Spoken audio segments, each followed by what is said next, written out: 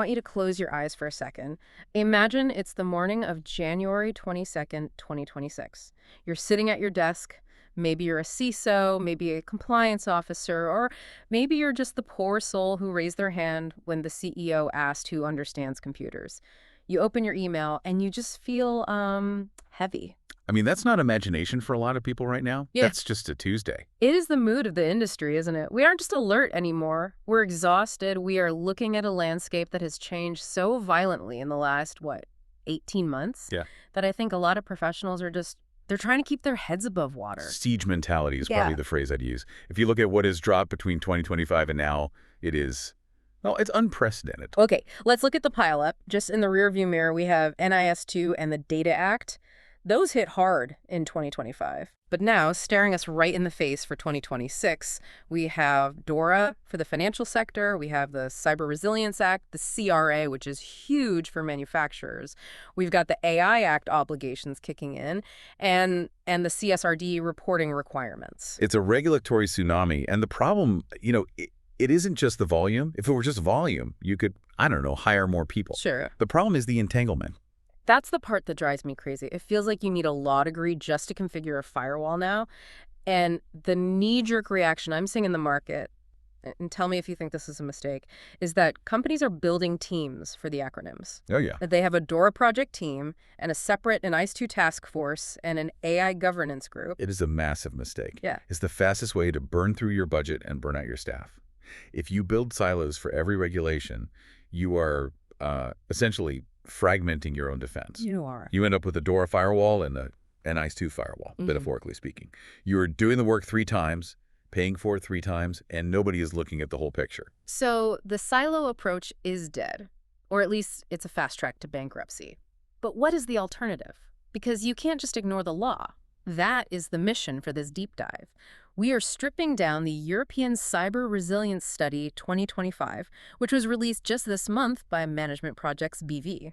And this study is crucial because it stops admiring the problem and actually offers a mechanic for solving it. Harry Vanderplas and his team are proposing something they call the integrated approach. And we're going to get into the 2 star players of this approach, the HSMS and the L-FCF. I know more acronyms. I promised we'd cut through the jargon, but, these 2 might actually be the ones that save your sanity. They are the antidote to the acronym soup, effectively. Before we break down how to actually build this integrated machine, I want to throw a lifeline to anyone listening who is already feeling that blood pressure spike. If you are looking at your compliance dashboard and seeing a lot of red, our sponsors www.compliancehub.wiki and www.cisomarketplace.services are incredible resources. They're supporting this deep dive because they understand that in 2026, you cannot do this alone. Absolutely vital resources, yeah. So let's start with the mindset. The study makes a very specific distinction right at the beginning. It says we are shifting from security to resilience. Now, to me, those have always been kind of synonyms. Why does the study treat them as different things? Because the goalposts have moved. Security in the, let's say, traditional sense was binary. It was about walls. You keep the bad guys out. You are secure or you are breached. It's a castle defense. Which works great until someone invents a cannon. Precisely. Resilience, according to the study, is the ability to absorb a blow and then quickly continue. It admits that the blow will come. It's not about if, it's about when, and more importantly, then what. It's the difference between a glass vase and a rubber ball. The vase is hard, but if it cracks, it's done. The ball takes the hit and bounces back. And that shift is forced by the timeline. I mean, if you look at 2027, just around the corner, the Cybersecurity Act certification becomes mandatory. That is the ultimate test of resilience. It's not just, did you have a plan? It's, did your plan work when things went wrong? Okay, let's play devil's advocate for a second. I'm the CISO of a mid-sized bank. I know DORA applies to me. It's the Digital Operational Resilience Act. It's practically written for me. Right. Why should I care about the Cyber Resilience Act, which is for product manufacturers? Or NIS2? Can't I just stay in my DORA lane and be fine? You could try, but the digital ecosystem doesn't have lanes anymore. Yeah. That is the illusion. Let's say your bank uses a smart thermostat system to keep the server room cool. Okay. That thermostat is a product with digital elements. That falls under the CRA.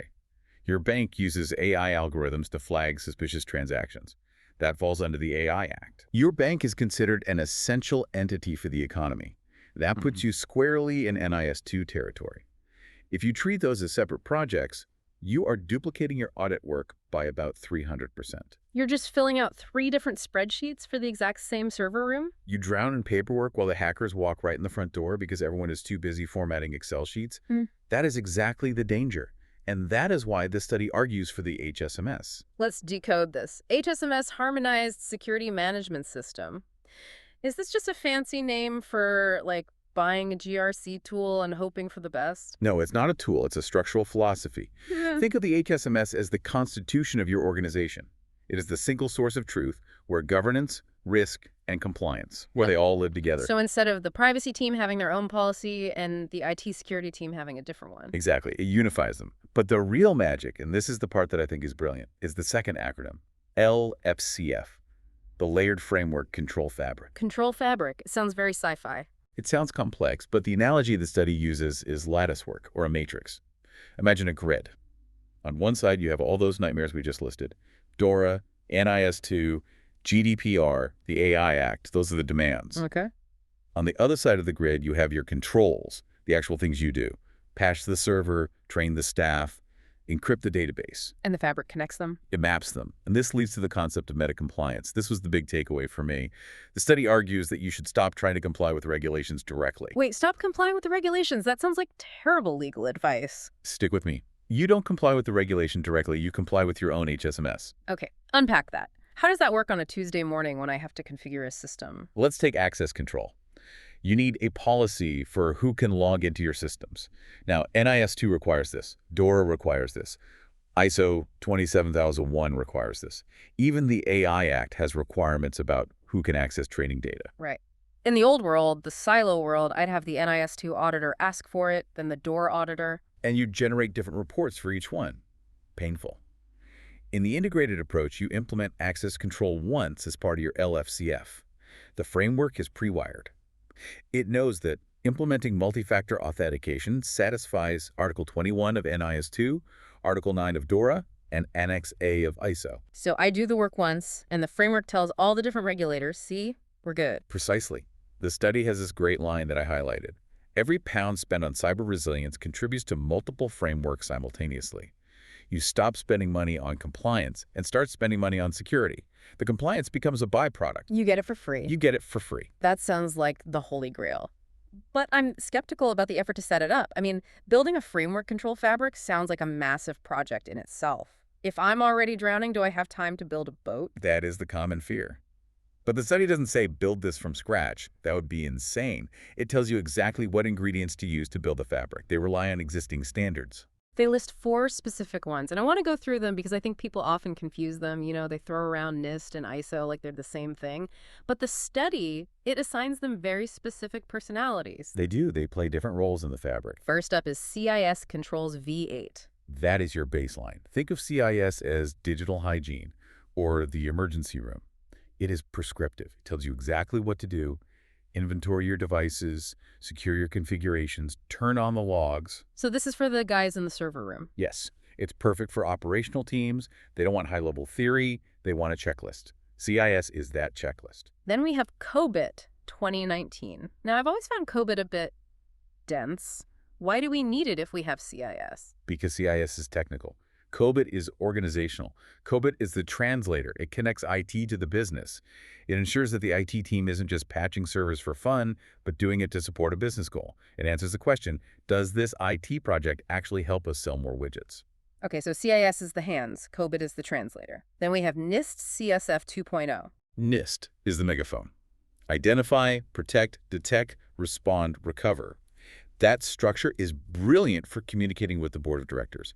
You don't tell the board about SQL injection vulnerabilities. You tell them, we have a gap in our detect capability. And finally, the heavy hitter, ISO IE 27001.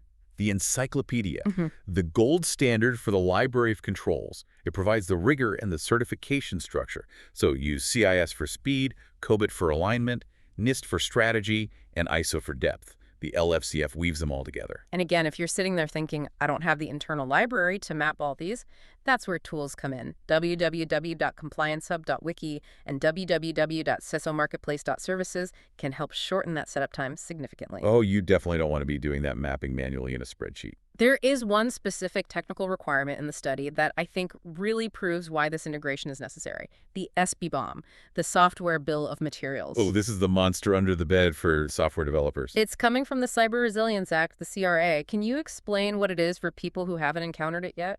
The best analogy is a nutrition label. In the past, you bought software like a mystery stew. You didn't know what was in it. Now the CRA says you have to list every ingredient, every library, every open source script, every snippet of code. Which sounds reasonable until you realize that modern software is built on thousands of other pieces of software. It's recursive.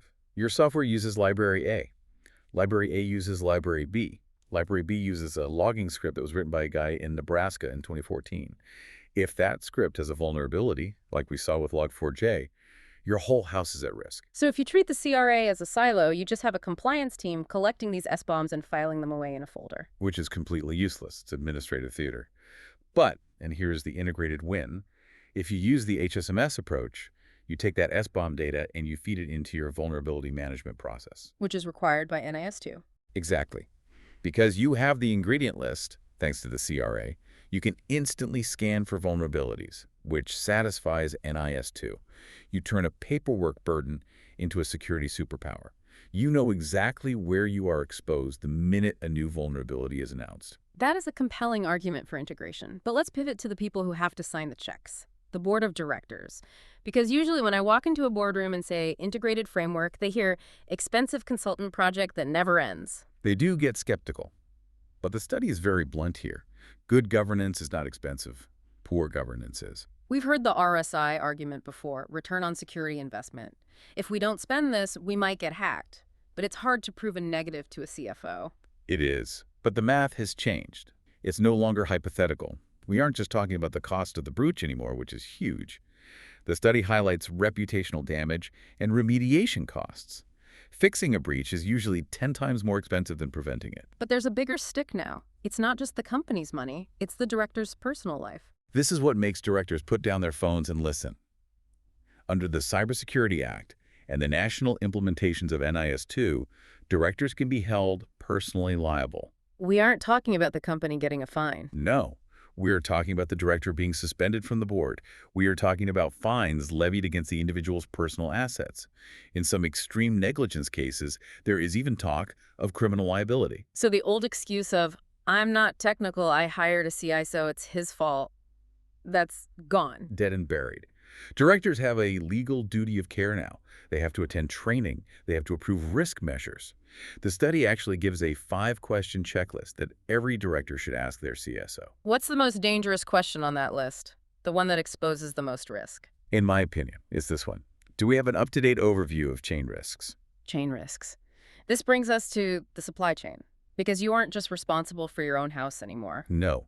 You are responsible for the security of everyone you do business with. And if you are an essential entity, that chain is your lifeline. The study uses a hospital as a case study for this. I thought this was perfect because a hospital is basically a nightmare scenario for cybersecurity. It's messy. It is. It's not just laptops and servers. It's MRI machines connected to the network. It's the HVAC system keeping the operating theater sterile. It's the third-party logistics firm delivering blood. And in a siloed world, how does that usually work? Badly. The quality manager checks the MRI machine for patient safety. That's ISO 15224. The CSO checks the network, NNN 7510. The privacy officer checks the patient records, GDPR. They act like they are in different companies. And they never talk. They never talk. So the hacker gets in through the HVAC system because nobody was watching that specific contract. The quality manager thought it was IT's job, and IT thought it was facility's job. So how does the integrated approach fix the hospital? The hospital uses one HSMS. When they sign a contract with a supplier, say the MRI vendor, they classify them immediately, strategic or transactional. And that determines the security rigor. Exactly. It determines the control profile. You don't just send a generic questionnaire and hope for the best.